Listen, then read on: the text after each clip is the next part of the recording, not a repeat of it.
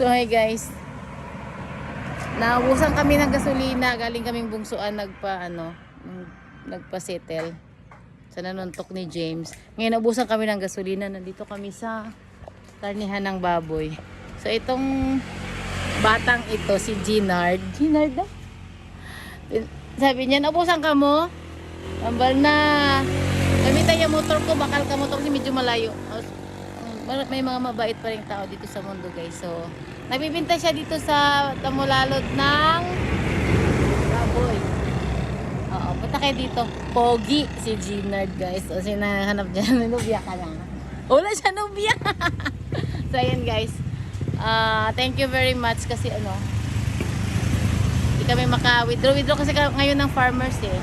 So, nabusan kami.